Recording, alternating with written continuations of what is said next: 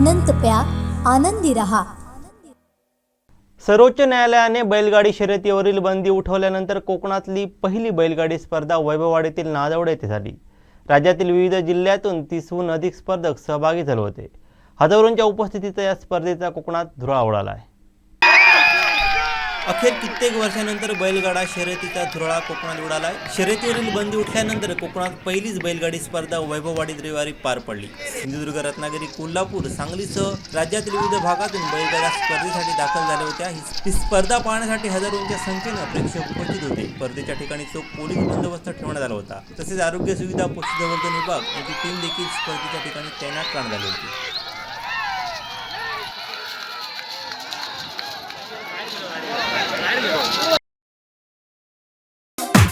पहिला अपडेट आणि पहिल्या बातमीसाठी सबस्क्राइब करा कोकणचं नंबर 1 महा चॅनल सिंधुदुर्ग लाईव्ह। लाईक करा,